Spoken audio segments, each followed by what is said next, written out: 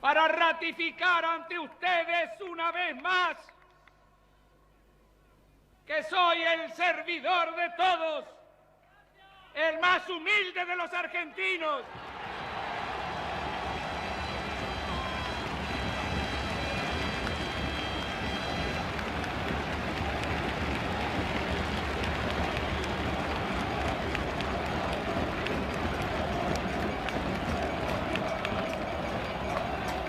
Y comprometerme otra vez a trabajar junto con todos ustedes para concretar los objetivos que hemos pregonado por toda la extensión de la geografía argentina y hacer así entre todos ciertos esos objetivos que los hombres que nos dieron la nacionalidad nos presentan como un mandato que sabemos que ahora está al alcance de nuestras manos.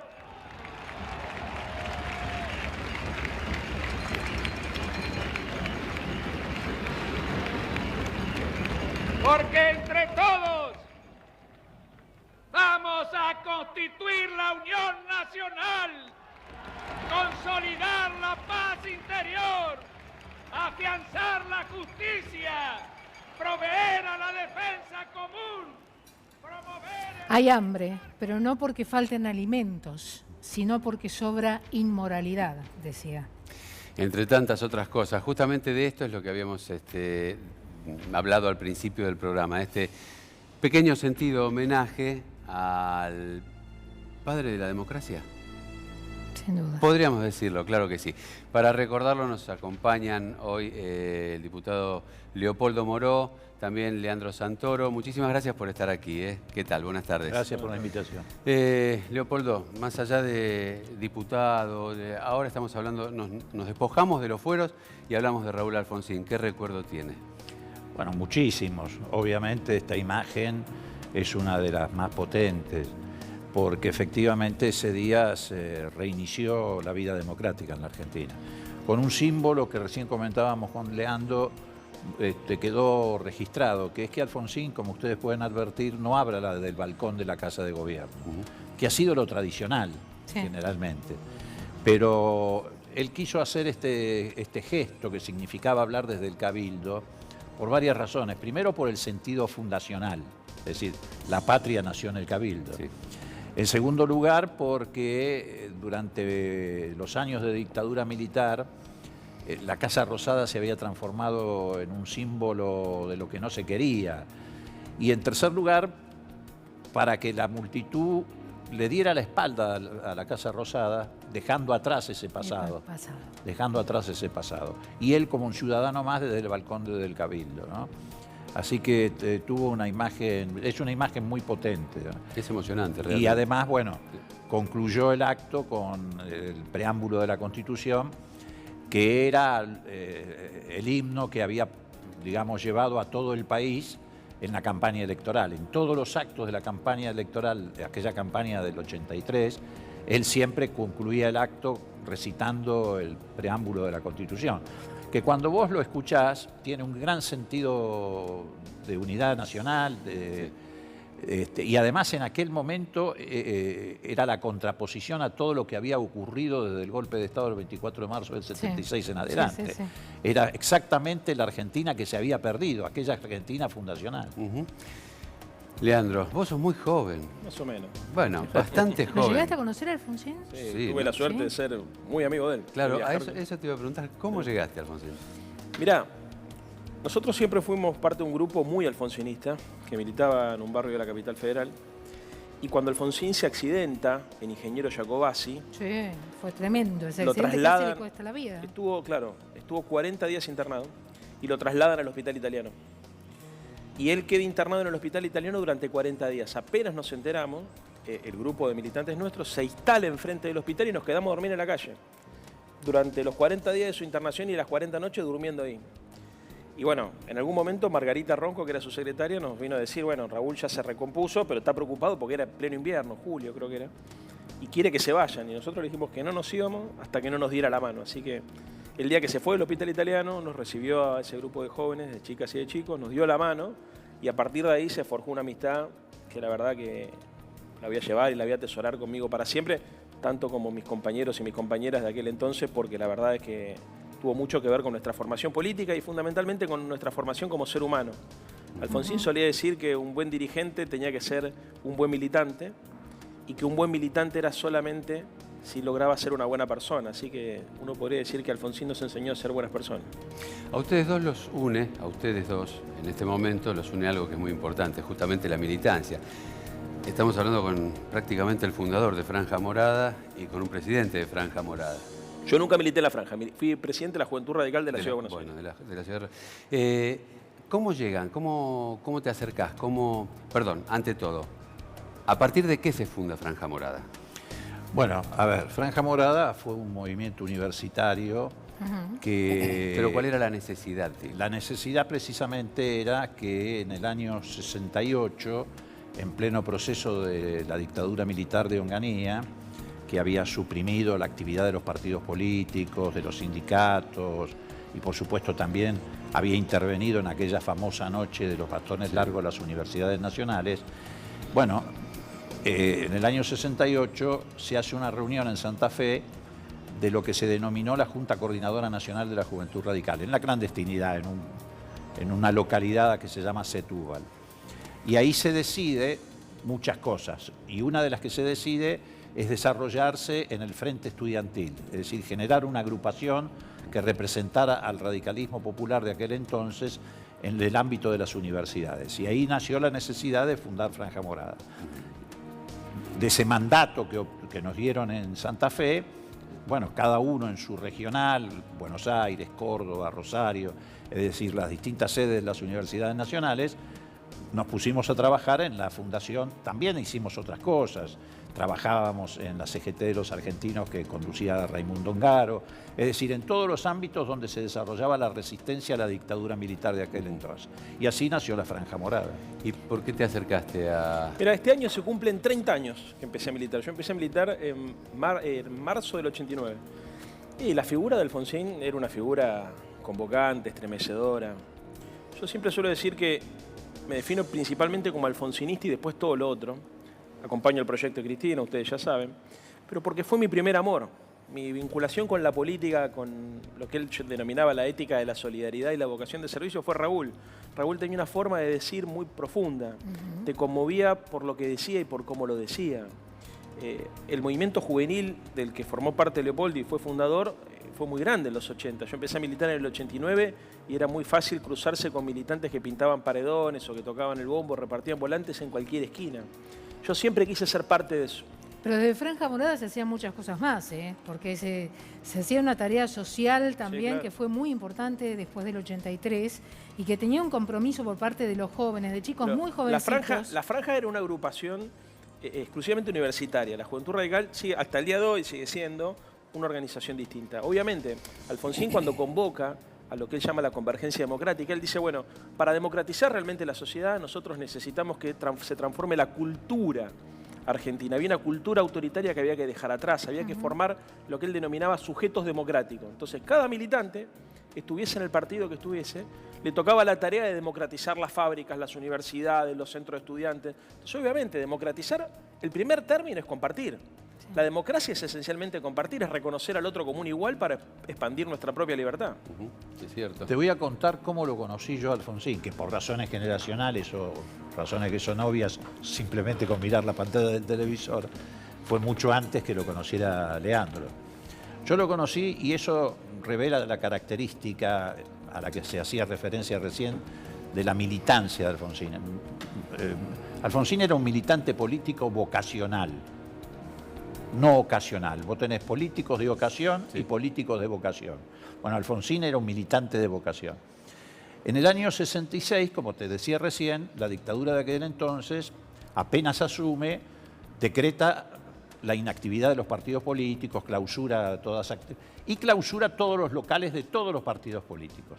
Le pone fajas, manda comisiones policiales y se cierran todos los locales. Alfonsín era en aquel momento bastante joven, presidente del radicalismo de la provincia de Buenos Aires. El radicalismo de la provincia de Buenos Aires funcionaba acá cerca, en la calle Moreno 2480, cerca del Mercado Espineto.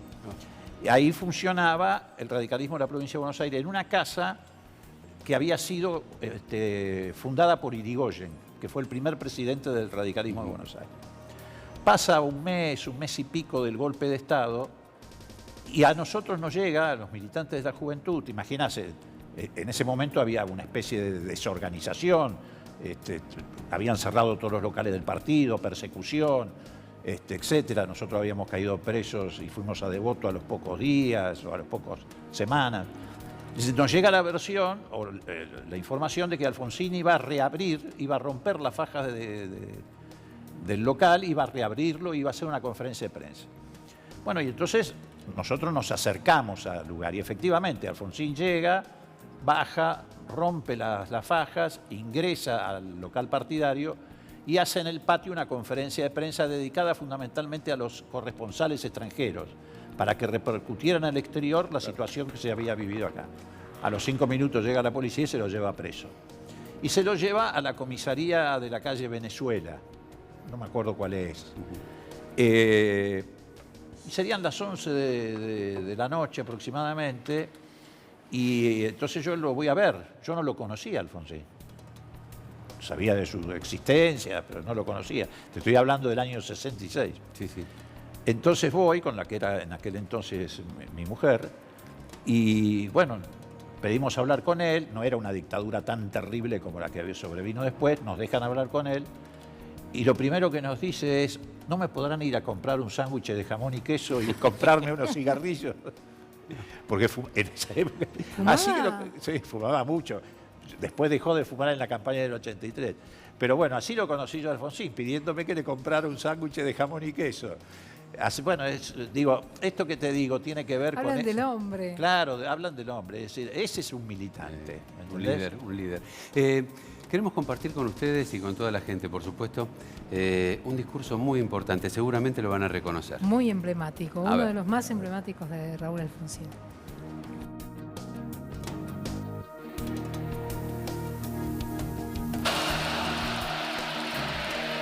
Amigos de la capital federal, argentinos, se acaba la dictadura.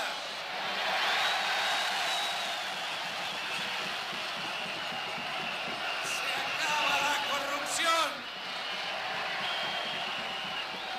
Se acaba la Argentina del desamparo y llega la Argentina honesta que quiere a su gente.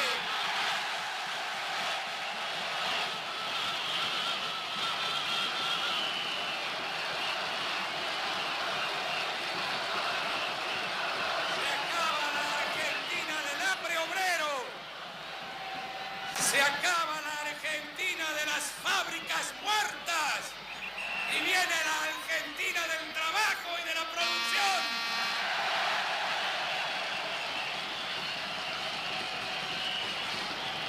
Se acaba la especulación, se acaba el dinero imperando sobre la producción en la Argentina y sobre el trabajo. Llega la democracia a nuestro país. Se acabaron las sectas. Se acabaron las sectas de los nenes de papá.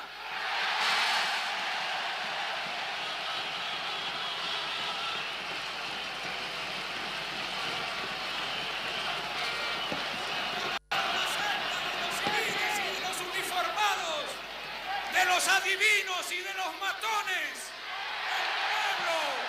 El pueblo argentino va a decidir su destino.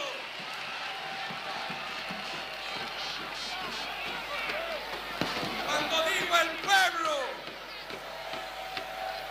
digo todo el pueblo, que como nunca comprende que está en una instancia decisiva de la historia de su patria. Tal vez la más importante y decisiva en los últimos 50 años. He dicho por toda la República que no se trata solamente de elegir candidatos. Aquí se trata fundamentalmente, de ver si es posible que le pongamos realmente una bisagra a la historia argentina y terminar con la frustración y la desesperanza.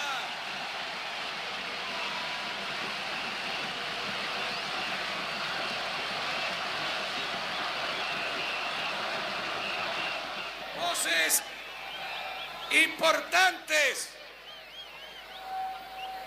del Partido Justicialista sostienen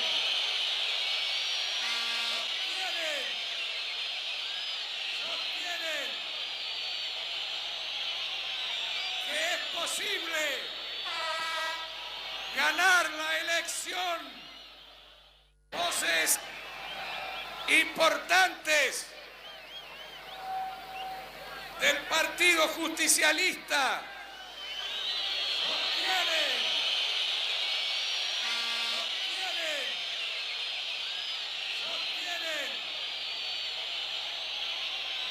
que es posible ganar la elección con el general Perón. Yo les digo que me formulo desde aquí una pregunta que se formulan millones de argentinos. Si esto es así, ¿quién va a gobernar en la Argentina?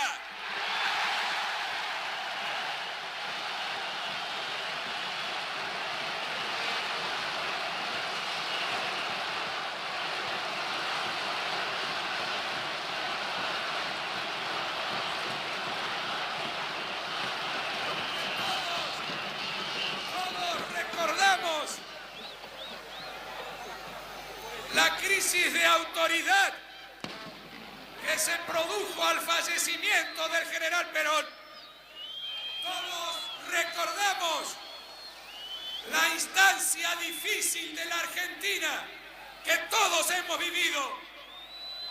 No se llegó a saber quién gobernaba en la nación.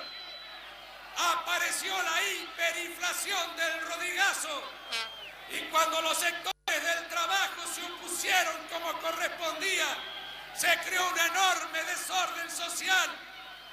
Apareció la disputa en el partido por los intereses del poder, por el acceso al poder, y hubo prepotencia y hubo miedo, y así se dio la excusa al privilegio para que terminara con el gobierno constitucional.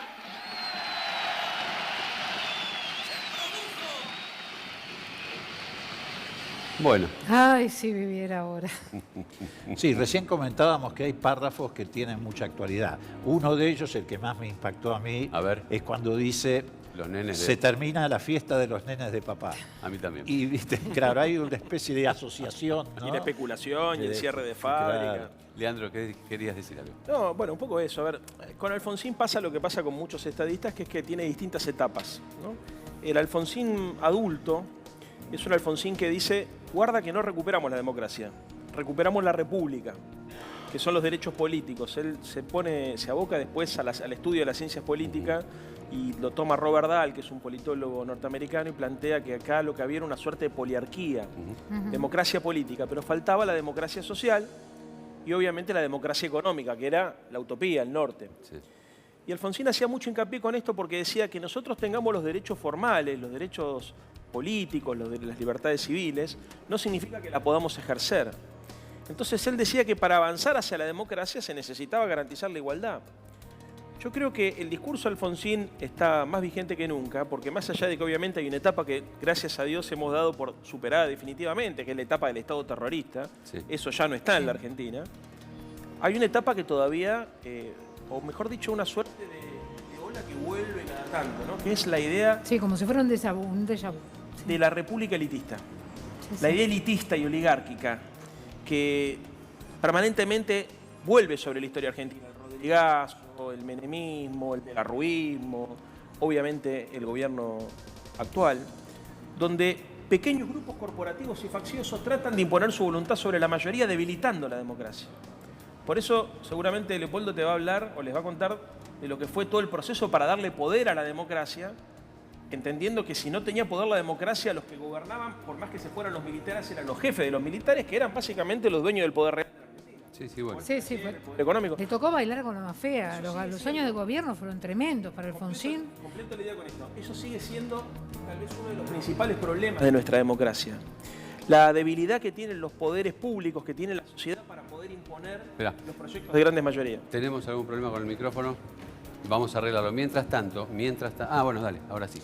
No sé hasta dónde se escuchó, pero decía que uno de los problemas que tiene nuestra democracia, que todavía es joven, es la dificultad de lograr imponer los intereses de las grandes mayorías frente a las presiones de las corporaciones y de las minorías. Hay una concepción elitista que todavía está en nuestra cultura política, que incluso a veces ha logrado contagiar a los sectores populares que asumen la ideología de estas élites y que recurrentemente nos pone frente a crisis.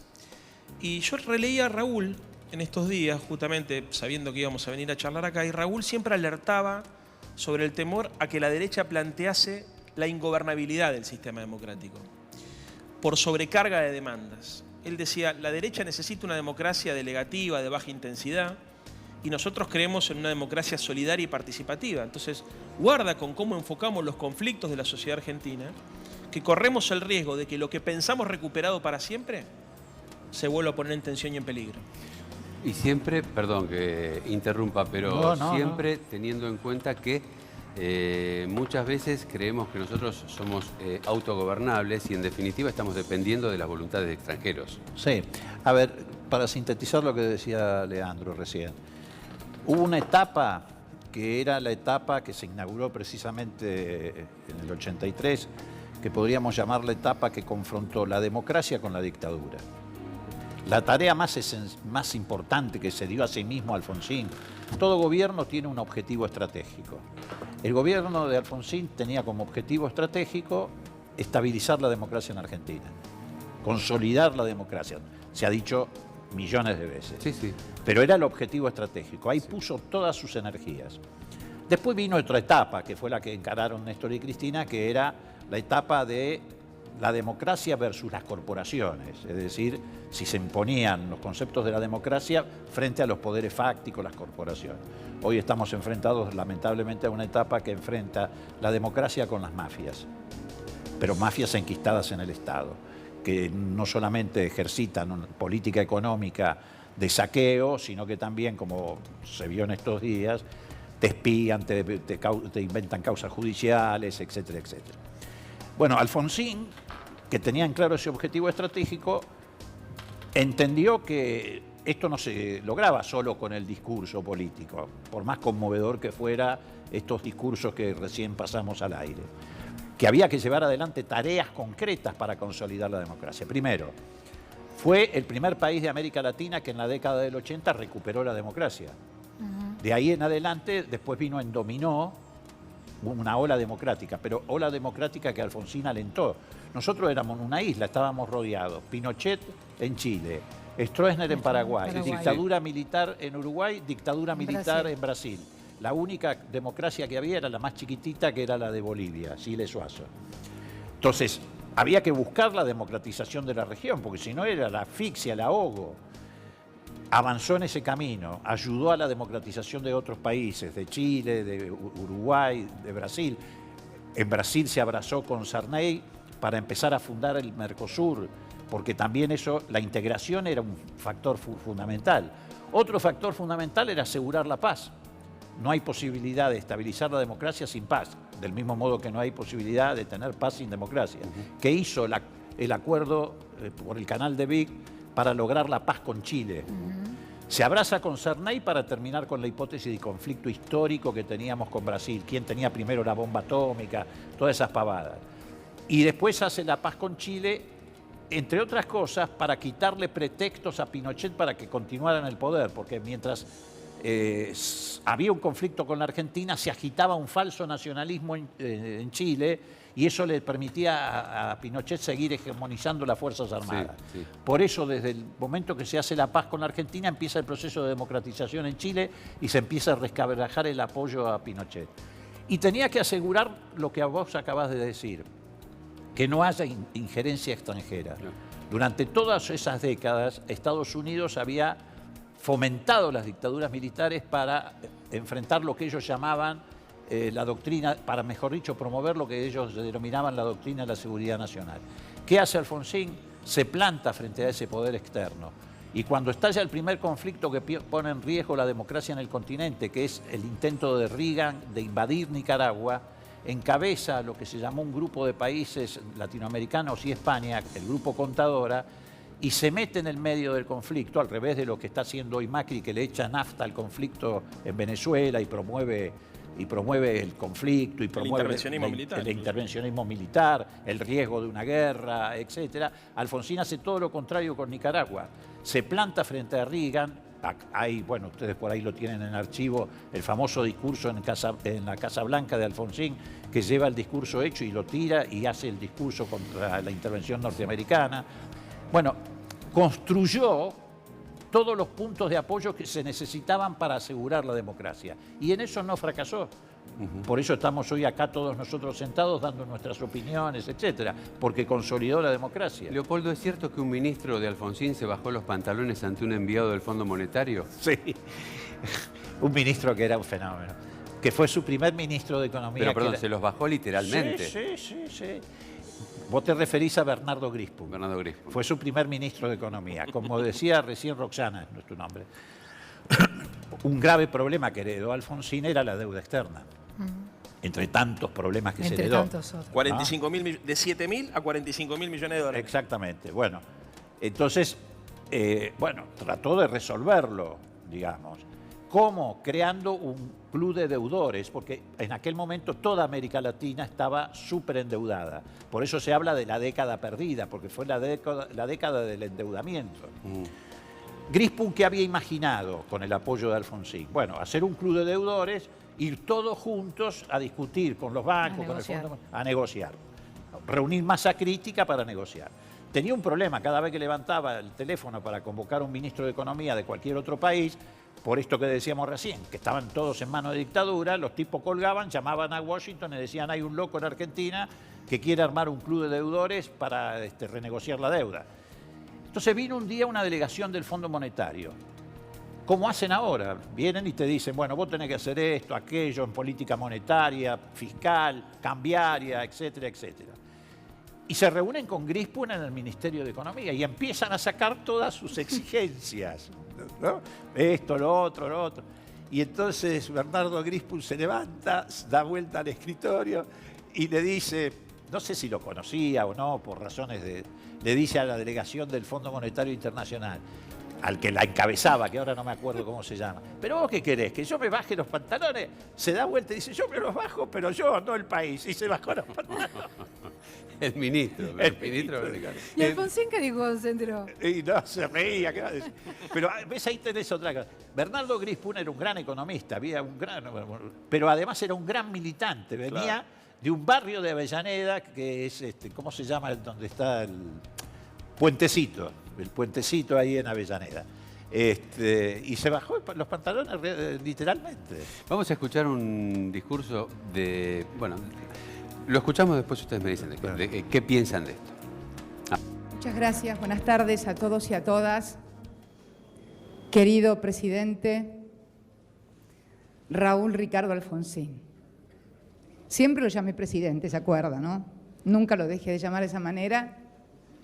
Cuando compartíamos ambos una cámara en el Senado de la Nación. Hace poco más de 20, 30 días atrás, lo fui a visitar para comunicarle la decisión que habíamos tomado de colocar, de terminar el busto que le corresponde como presidente ocupar en esta sala de bustos de esta casa que es la Casa del Pueblo, la Casa Rosada. Me acuerdo que cuando fui estaba con su hijo y en un primer momento dijo: no, ¿cómo? Una estatua. ¿Por qué un homenaje? No. Y yo le dije que desde hace mucho tiempo que a mí me parece que los homenajes a los hombres y a las mujeres que se lo merecen hay que dárselos en vida. Por eso,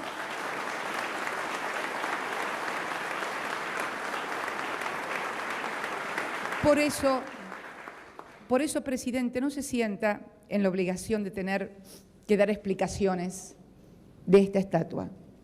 Es cierto que es un homenaje a estos 25 años de democracia, pero que quiero que también quede bien claro que es un homenaje a usted como persona, porque